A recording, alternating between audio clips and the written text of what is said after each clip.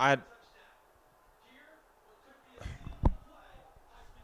right, let's talk about it. Okay, I had to turn my camera. This is way better. I'm going to be standing now. I like this a little bit better. Also, I'm not going to lie. Every time I watch myself back, I look fat as shit because I'm just slumped. So, and also I can be a little more active. So, I'm not going to lie to you guys. I wanted to lose this game. Ask anyone that knows me. Wanted to lose this game so bad. I wanted to lose this game in one specific way. I wanted us to lose 2-0.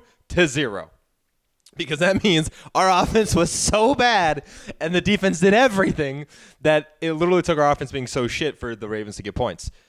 17-10, you'd think like, oh, okay, 2 touchdowns and a field goal. 1 touchdown, a safety, and 3 field goals, I believe. No, 2 field goals and a failed 2-point conversion. Oh, my God. Okay. I don't know if I'm happy or not about this win. Here's the positives. About this win. 1, we are 3-2, which means we're top of our division. How? And we're going into a bye. That's positive. 2, this performance by our team shows that TJ Watt is the defensive player of the year, and we'll talk about that in a little bit. Those are the only positives, because here's why I wanted us to lose, okay? I wanted us to lose and have a horrible output by our offense and a good one by our defense, because if it's 2-0 like I wanted, then the players are going to revolt. Hold on, I got to turn on the light. Beautiful. The players are going to revolt. The players, especially on defense, are going to be like, dog, we're doing everything, and clearly the offense is run by an inept man. And then, so that happens, and then we fire Matt Canada, our OC, in the bye week, which allows us time to kind of get everything set up, because I do think a bye week is the perfect time to make coaching changes. Okay, what I will say is I watch Matt Canada press conferences every single week because I am curious his thoughts about the game, and I really do like the man as a person. I respect him a lot because he has just taken everything that people have said, and he doesn't fire back. But I do not like him as an employee. I've talked about this before. You can be a great person, but a shitty employee, and that's just kind of the situation he's in right now. Okay. Game recap, and then we'll talk, because you guys aren't going to see me next week because it's a bye week. Unless something happens, then you guys will see me. Joey Porter Jr. needs to start. Why isn't he? Every time, literally, it's not a joke. Every time this man is in, he's making a play. Literally, I think it was his third snap of the game. It was on the goal line, 3rd and goal, and he picked the Ravens off and put us back in this game. Why are you guys not playing him? And then the first play of the crucial drive where the Ravens were scoring down to try and take the lead at the end of the game, he wasn't in the first play. He just made the play of the game. You're not going to play him? What are we doing? I don't understand that. Broderick Jones, he had a great game. Kenny got sacked, but a lot of the pressure seemed to be coming off of the right guard who was filling in for Herbig, who was filling in for Daniels. So there's that. I will say once we get Daniels back, I am a little more optimistic about this O-line. Samalo has been phenomenal. I don't think he's a lot of pressure since he's been with us. That's great. Our center problems is still there. Mason Cole has not been the best protector for us.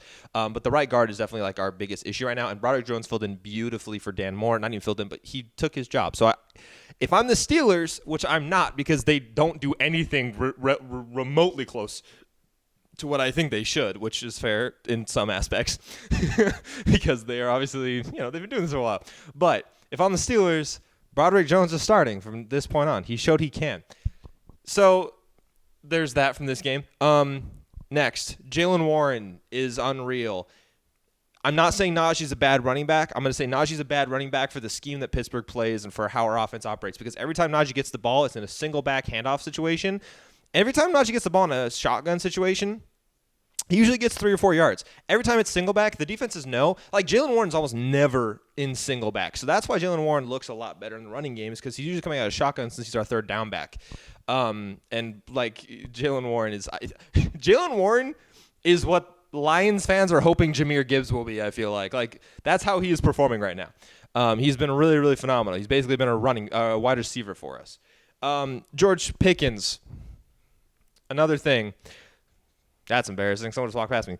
George Pickens. Why don't we throw him the ball? We threw the ball deep, and George Pickens was covered, but he still made the catch because he's a god. And then there was the sideline play where he still made the catch because he's a god. Like Evan Washburn, I think it was Evan Washburn that said, no. It was Ian Eagle said it. He said, it was on the 3rd and goal, but he said, for this situation, I'm not scheming plays, I'm scheming players. That's what the Steelers need to be doing. They need to be like, okay, 3rd and 1, we're going to get the ball to Najee on a run. Oh, 3rd and long, just look for Pickens or Calvin Austin's speed. Goal line, maybe use Darnell Washington's height. Darnell was very underutilized in this game, but so the tight end position in general has been underutilized for Pittsburgh this year, so I'm not going to even overstate that. That's not Darnell's fault. We just apparently hate tight ends now. Other things I want to talk about. Secondary, ass, booty, cheeks, everything, just so bad. Levi Wallace, we got so lucky as a secondary that they were dropping so many balls to the Ravens. Like, they were dropping almost everything. I don't know what was going on, but we probably would have been blown out if they could catch a ball. I mean, there was a touchdown drop. There were massive, crucial third downs that were dropped. So, I mean, there was literally like a 40-yard play that was dropped. It was just a busted coverage by who the fuck do you think? Levi Wallace. It's just like, if we're performing this badly in second, I know we only gave up 10 points, but look at the stats sheet. You're still giving up yards, and that still matters because it's very rare. I don't care how good your defense is. You do not want a situation where you have to be put into, let's force a third down turnover inside the red zone. That's not something you want to be in. You want to be basically what people were doing to the Steelers, which is never crossing the 50-yard line, which, fun fact, apparently we didn't do that last week. But, yeah. So, secondary. Okay, linebackers, though. Cole Holcomb and Landon Roberts. And, I mean, Quan Alexander has had one good play so far that I, really remember. But Cole Holcomb and Landon Roberts have been really, really nice pickups. It's taken them a little bit to get into, the rhythm with the defense, but I am loving what I am seeing so far. It's literally such a massive upgrade after last season. Minka's honestly just not doing anything flashy, but I think it's just because he's doing his job. I feel like no one's going to throw his way, so he's not going to have interceptions, really. So I'm not going to really talk about that. Defensive line, Highsmith is so good, and Keanu Benton, no one's going to talk about it. I don't think he should win Rookie of the Year, but I think he needs to get more praise as a rookie for what he's doing in filling in for Cam Hayward right now. And possibly if Larry Ogunjobi's hurt, then when Cam Hayward comes back, you're probably going to need Keanu Benton to fill in the future. So that's awesome. I'm loving what I'm seeing out of that. And now I'm going to talk about the man. Oh, no, before I do, special teams. Everybody seems to score points on this team except for our offense. Special teams, defense, the offense knows that they're supposed to score points, right? Well, probably not because Matt Canada is running everything. So shout out them. That was really, really great play. Now, the man that we would not have anything without. TJ Watt is, in my mind, the defensive player of the year right now because not only his stats are fucking great. I think he had 2 sacks in this game, which puts him at 8 on the season. 8 sacks. It's week 5. Week 5. I think he's on pace for 29 sacks right now is what they said. That's insane. Did you guys see when he recovered that fumble? He wasn't just going down for the win. That man wants defensive player of the year. He's like, I'm taking this to the end zone. And it took Lamar Jackson to pull him with all of his might to get him down.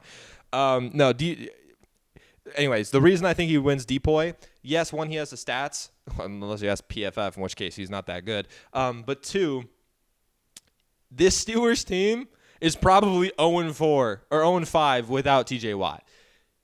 If you're defense player of the year, you are making a difference not only for the league, but also primarily for your organization. You take TJ Watt out of this team, and they're what you saw last year. You're 2-6 going to a bye week. Honestly, I think that's very, very similar to what the Steelers would be this year, especially without Cam Hayward. We're probably, like I said, 0-5 right now. TJ Watt deserves to be Defensive Player of the Year as of right now. Obviously, it's a long season. We have the earliest of buys, which I'm also not too thrilled about.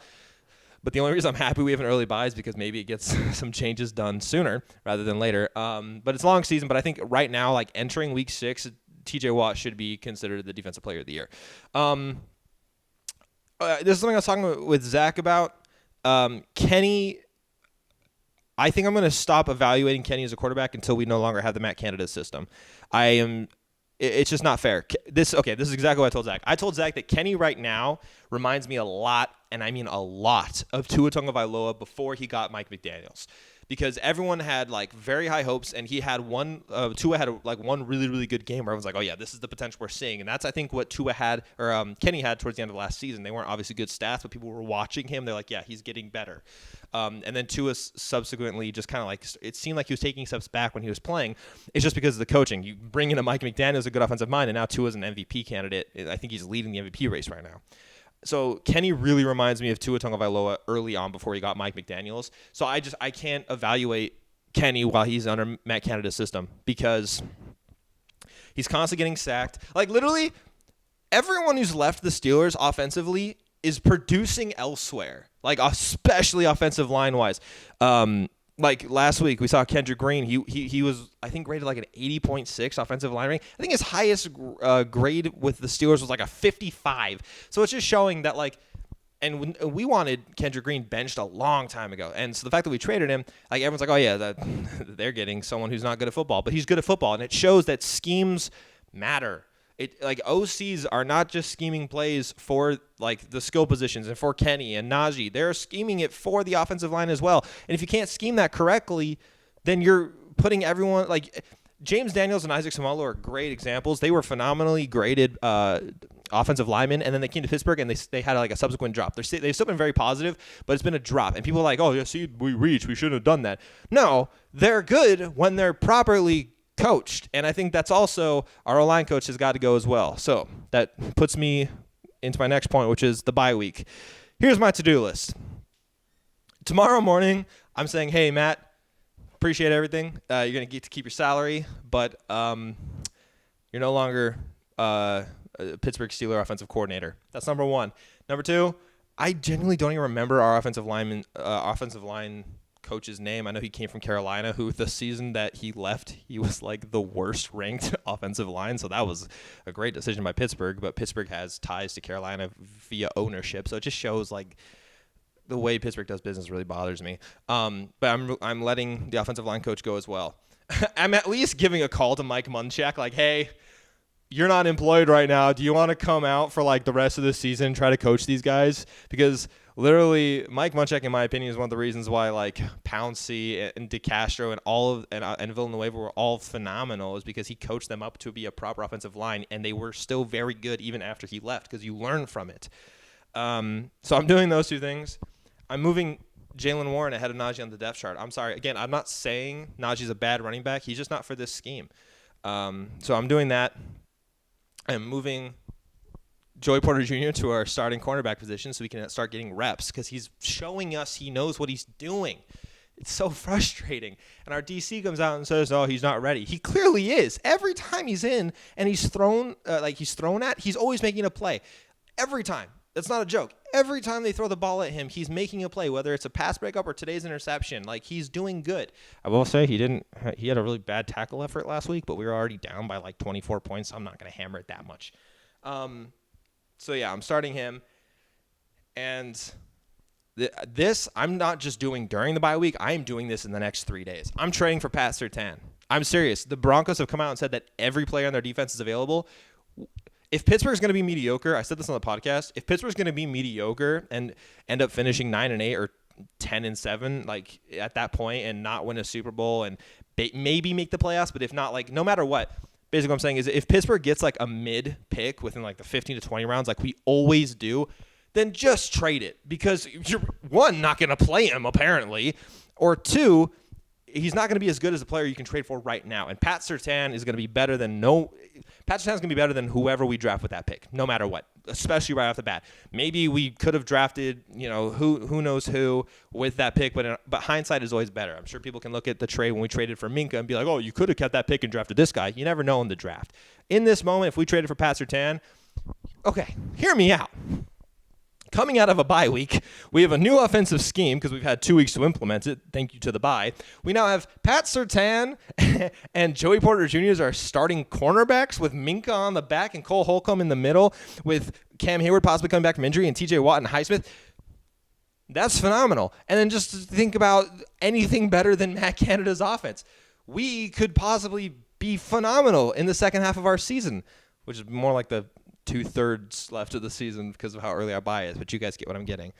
That's my checklist. It's probably not going to happen. I would love, if Pittsburgh trades for Pat Surtain, you guys are getting a video. If Pittsburgh cuts Matt Canada, you're getting a video. Like that's the reality of the situation. But yeah, I didn't want to win this game, but I think if we were to win this game, this is how I would have wanted it to happen, which is a poor offensive output. It was still a poor offensive output. We had 1 touchdown, guys. 1 touchdown and 2 field goals, but that's special teams at the end of the day. And also field goals because of the lack of offensive production.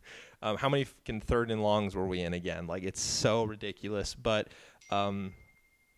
Zach just texted me now, which means that, like, that's Zach's way of saying fire Canada now.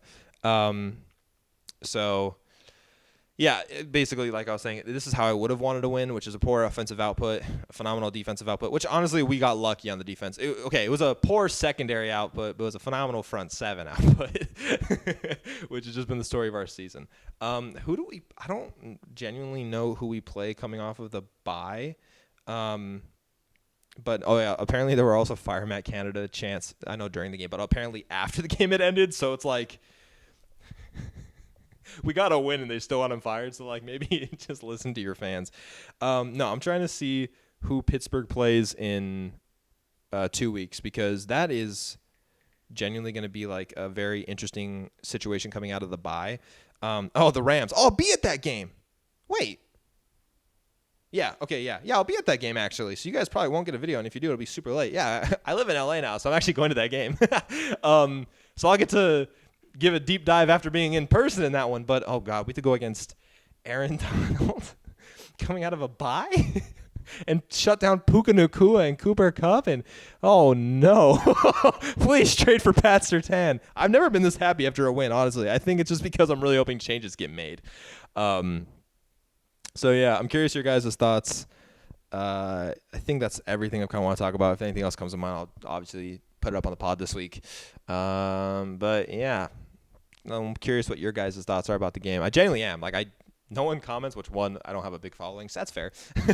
But 2, if you do watch to the end, like, if you're here right now, just believe anything. Like, I'm curious what you thought. If you didn't watch the game and you have a thought on a different game, put it down. I still want to hear it because I love having conversations about this stuff. But, yeah. That's all I think that I'm going to say about this game. And I've just had like 3 or 4 people walk past me. I have a giant window right here. They've all walked past me. My neighbors. Don't know them. I literally haven't met them yet. But all right. Yeah, I'm going to go spend the rest of my Sunday doing who knows what. Anyways, thank you guys for watching. Don't know how to end these. So...